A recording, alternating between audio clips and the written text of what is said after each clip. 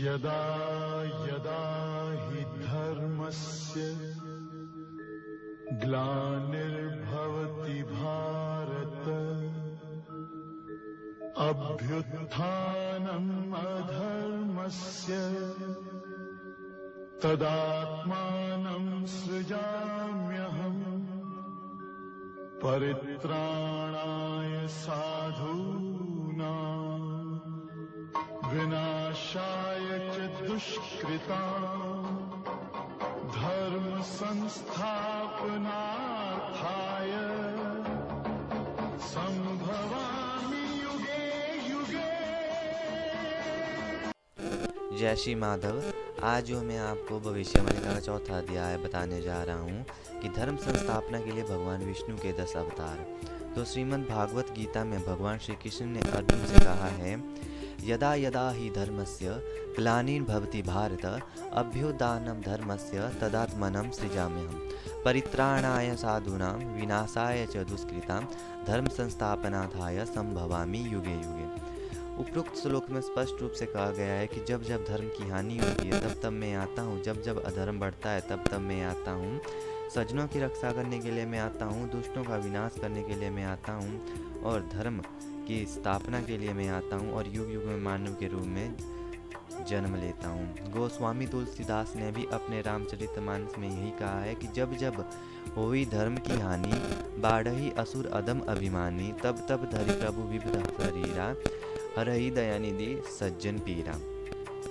इन पंक्तियों में गोस्वामी तुलसीदास जी ने कहा है कि जब जब धर्म की हानि होती है, असुर दुराचारी लोगों का अधर्म अत्याचार दुराचार बढ़ जाता है, तब तब कृपा निदान भगवान विष्णु विभिन्न शरीर यानी अवतार धारण करते हैं, असुरों का संहार करते हैं, साधु संत मनुष्य तथा देवताओं का उद्धार करते हैं। इस तरह भगवान विष्णु ने विभिन्न युग में विभिन्न अवतार लिए हैं। सतयुग में भगवान नारायण ने 5 अवतार लिए थे, मत्स्य अवतार, कच्छप अवतार, वराह अवतार, नरसिंह अवतार, वामन अवतार। वैसे ही त्रेतायुग में भगवान ने 2 अवतार लिए, राम अवतार लिया, परशुराम अवतार लिया। फिर द्वापर युग में भगवान ने 2 अवतार लिए, कृष्ण अवतार लिया और बलराम का अवतार लिया। फिर उन्होंने कलयुग में 3 अवतार लिए, एक उन्होंने बुद्ध का अवतार लिया, दूसरा उन्होंने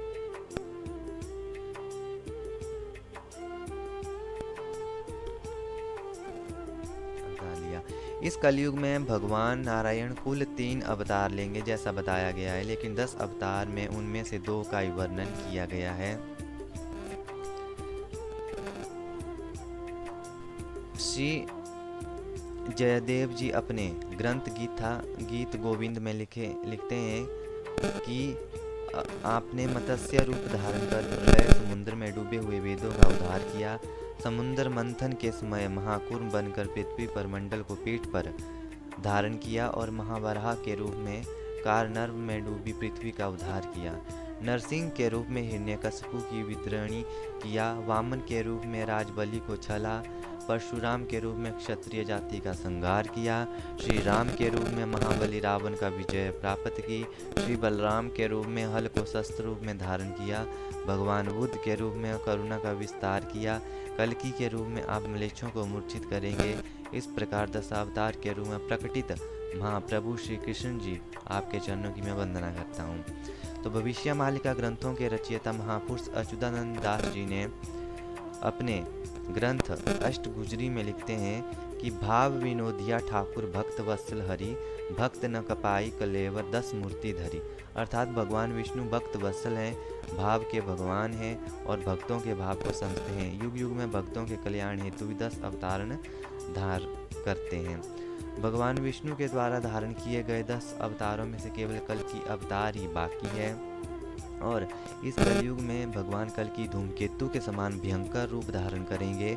हाथ में एक बड़ा खड्ग धारण करके घोड़े पर सवार होके दुष्टों, पापियों, अत्याचारी, दुराचारियों, म्लेच्छों का विनाश करेंगे और पृथ्वी पर सतयुग के लिए धर्म संस्थापना करेंगे। जय श्री मां।